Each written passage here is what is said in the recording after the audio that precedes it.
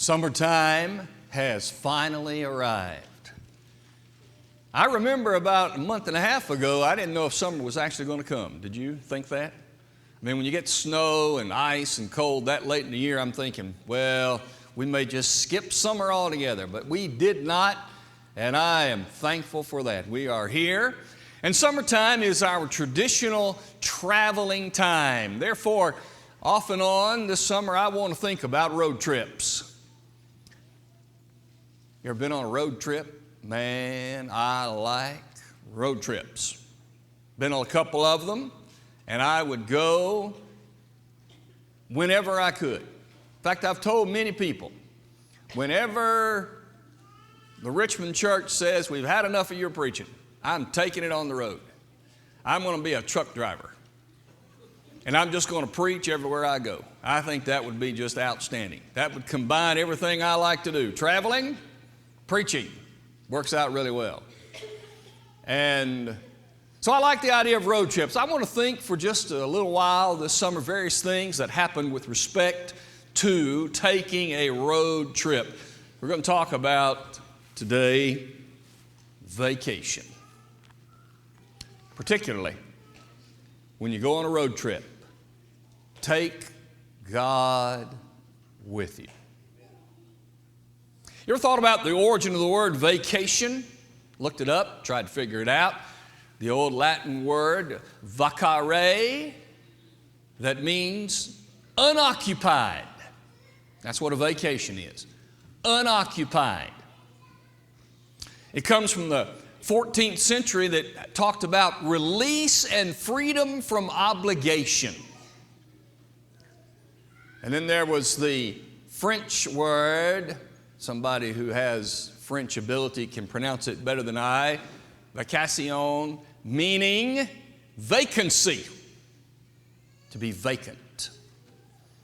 When we think about a vacation, what we think about is you get away and you lay back and you just make a break from the normal. You might put your phone away. You might disconnect from your email. You might do all kinds of things that will break you from the normal and put you in a different place. That's how you vacation. Well, that makes a lot of sense. It makes a whole lot of sense to be able to say, I'm going to rest, and I'm going to relax, and I'm going to get away, and I'm going to disconnect so that I can reconnect. Makes a lot of sense. But there's a danger.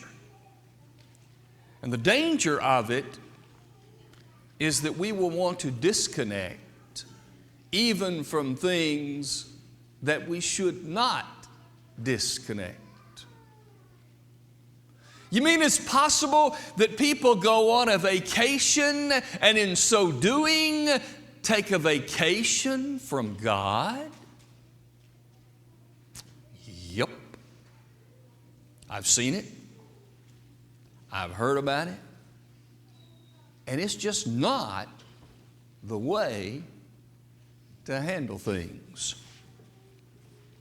Open your text, if you're not already there, to what was read in Acts 17. Notice with me, if you will, what Paul is saying in this passage. He goes to the hill there, Mars Hill, and having noticed all of the monuments to all of the different gods, he found this one. This one monument seemed to have been either centrally located, maybe bigger, maybe more ornate, but it called his attention to it. And it said, to the unknown God. Now, there are two debates, or there's a debate about two things with respect to the unknown God. Either this image, this monument, was called to the unknown God because they were afraid they might have missed one. You see, they had monuments to a whole bunch of different gods. I mean, they were a polytheistic society. They believed in all kinds of gods for all kinds of things. A God for every single facet of their lives. Therefore, hey, we don't want to make them mad, and we might have missed one. So whatever one we might have missed, there's His monument. Well, I've thought about that, and I think, that's not real nice. That's not very special. It's not unique. It's not personal. It's like giving someone a birthday card that says, "Happy birthday." Black letter on a white card. That's it. And you fill in what you want to put. I'm giving you a card. It says happy birthday. You write on there whatever you want me to say. And then it'll be personal. Oh, how much sense does that make? That's like them saying, "Here it is. Here's your monument. Now you take whatever you want from it and know that it came from us." Oh, really? I think it more likely to be the case that this monument was to the God they felt like they could not get close to. He is the God above all the gods. You see, in the Greek society, they had this one God that gave birth to all of their gods.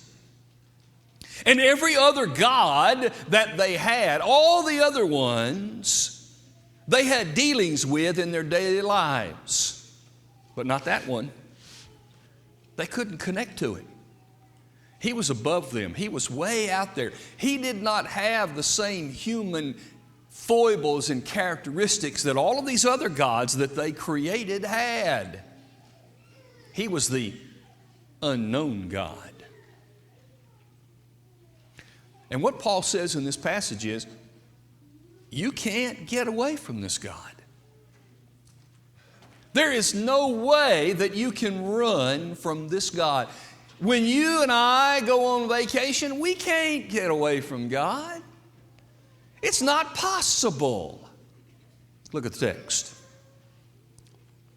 Verse 24.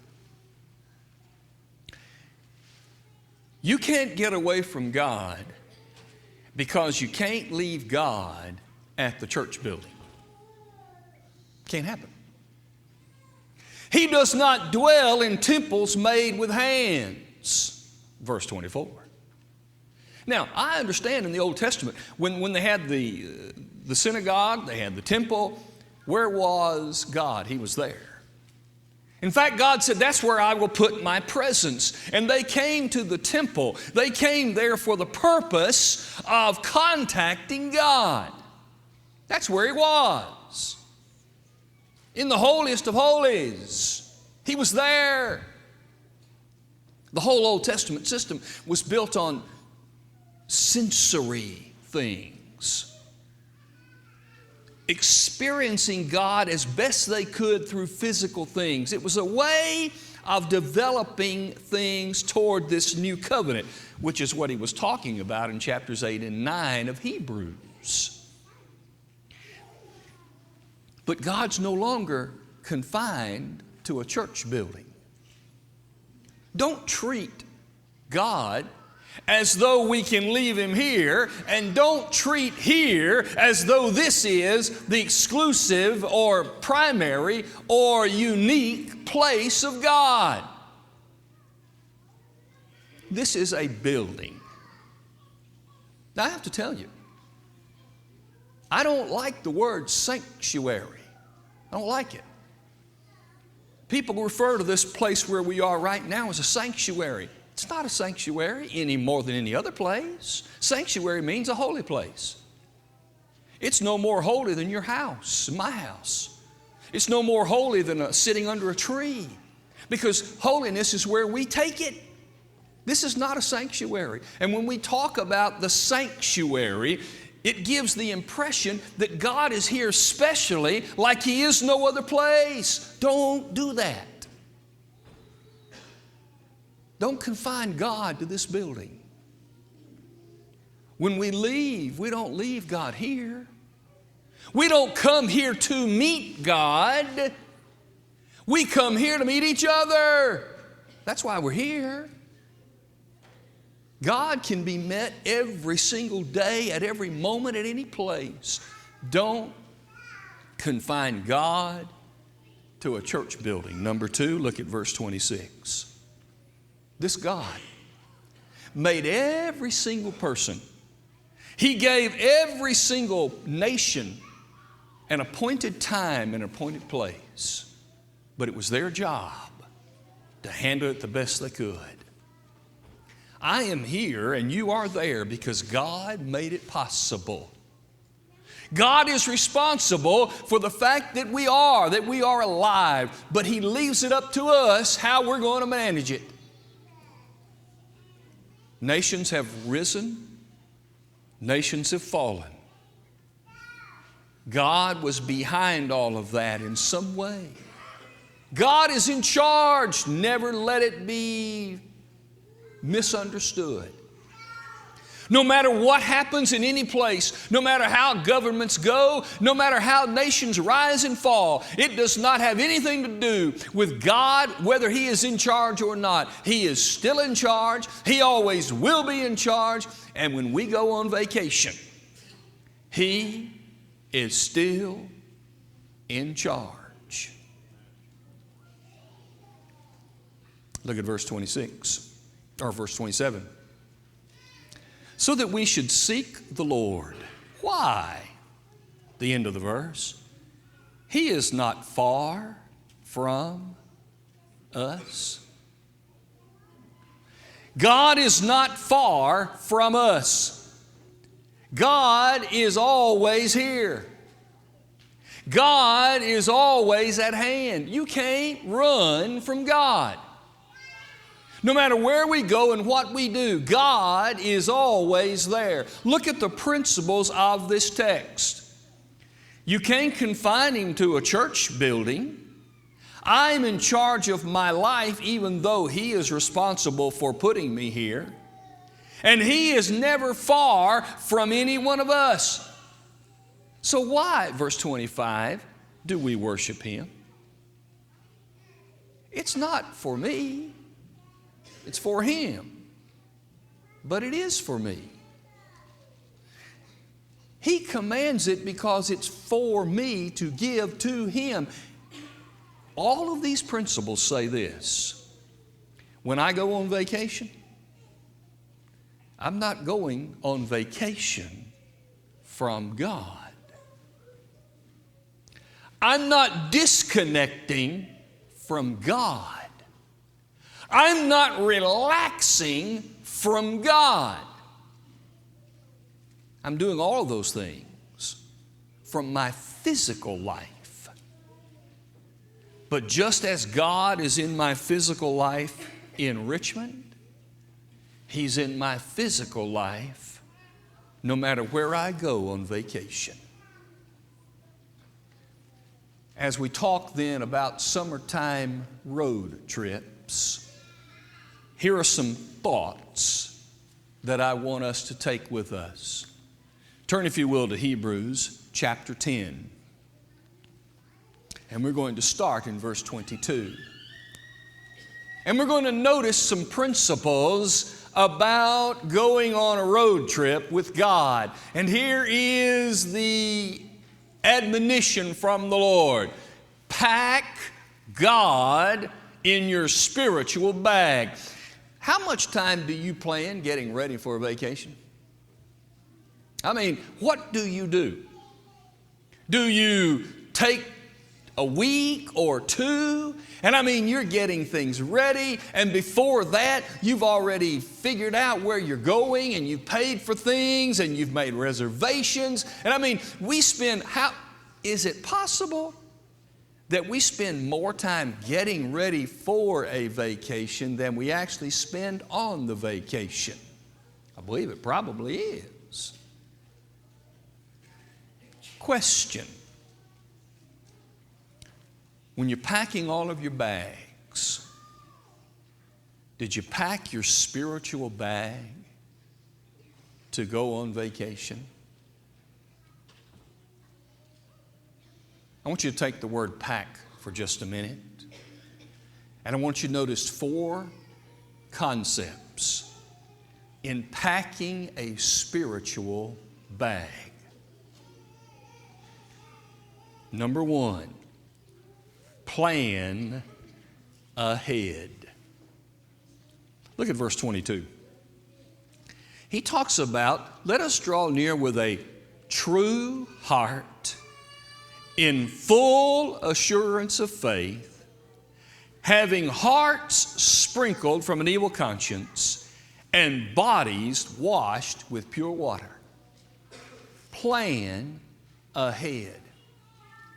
Do you have a true Christian heart? Do you have the full assurance of faith as a Christian? Do you leave it at home when you go? Does a Christian take the true heart and set it on the nightstand to be picked up once we return? Does a true Christian say, my assurance is back home at the Richmond Church?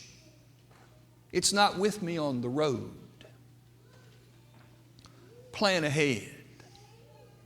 You know what? There is no excuse, and I will say it again. There is no excuse for someone not planning ahead to find the Lord's church where you will be when you are on vacation. No excuse. You know why? Because we have a book in the office that lists congregations of the Lord's people all over the place, not only in country. If you are on vacation, plan. Did you plan which of the parks in the Disney World complex that you're going to go to? Did you plan which cruise ship you're going to take? Then did you plan to take God with you? Did you plan to find God's people? Did you plan ahead to pack your spiritual bag? Number two, when you get there, assemble with the family. But I'm not a member of the church down there. Yes, you are. I didn't place membership there. That's not what I'm talking about. You're a member of the family of God. And right now, our family is meeting in all different kinds of places all over the world. I'm a member of the family of God. Assemble. Look at verse 25. That's what it says. Let's read it together. Not forsaking the assembling of ourselves together when I'm at home in the Richmond Church of Christ, as doesn't say that, does it? It doesn't say, don't forsake assembling when you're home. Doesn't say that. It says, don't forsake. When you are on vacation, assemble with the people of God in that place. That's your family. That's another opportunity for a family reunion. And what a wonderful thing it is to meet brethren in other places. Furthermore, how do you conduct yourself here in worship? Meaning, if you are a person, and I will say readily, you should be this type of person, take advantage of opportunities to study. Come to Bible class. Bring your children, be in Bible class. That's what we need. It's a good thing. You certainly cannot say it's a bad thing. Get in that habit, and when you go on vacation, get up, go to Bible class, assemble with the saints. Why should you not? That's your habit. That's your spiritual life. Did you leave it here? Or should you take it there? Number three, continue your confession. Verse 23, hold fast the confession of our hope. Continue your confession. What is your confession in Richmond? I'm a Christian. I live this way. I do these things, I don't do these things. Except when I'm on vacation. I do these things and I don't do these things. You know why? Because I'm on vacation. And therefore, nobody down here knows me or cares. Therefore, I just go hog wild because it doesn't matter what I do on vacation because I'm not in Richmond. That's where my church is. That's where the Christian people that I know are. Whatever I do anywhere else doesn't matter. What? When you go on vacation, do you take your confession with you? It says hold fast. It doesn't say set it down. It says hold fast. And finally, number 4, draw near. Verse 22. Keep your spiritual appointments. There are a lot of good spiritual habits that we ought to develop. Bible study, devotionals, prayer, meditation, conversation, discussion. When you're on vacation, obviously I'm not going to ask you to raise your hands because unfortunately there are people who couldn't even raise their hands in this assembly. But here's the question if I were to ask. Do you take a Bible on vacation? Well, no, because you know, I left it on the church pew. So I'll have it the next time I'm there. So what happens if you need it on Tuesday? Well, I'll just go to the building and get it. That doesn't make any sense. Do you pack a Bible? Does it even occur? Do you ever even think about it? Should I take a Bible when I go on vacation? If you are in the habit of family devotionals, do you have a family devotional on vacation? When you are on vacation, do you pray? Why would you keep spiritual appointments here and then not take them on vacation? I don't understand it.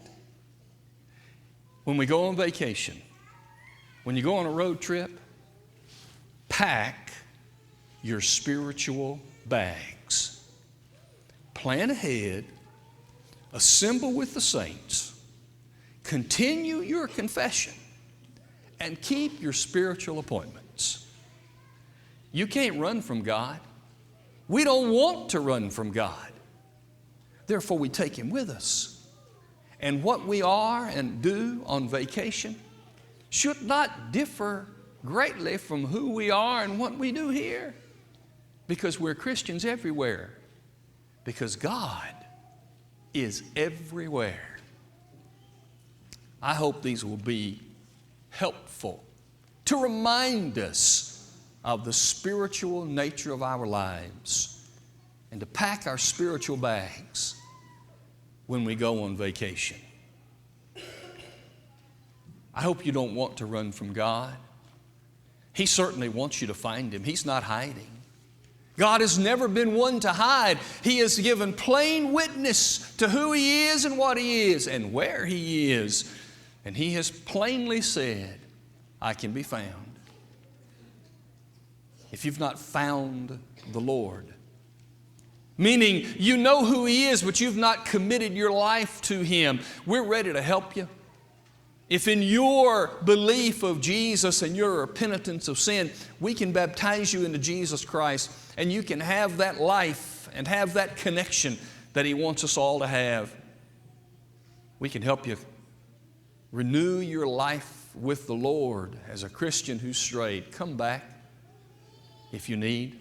Let us help you in whatever way we can if you'll come as we stand and sing.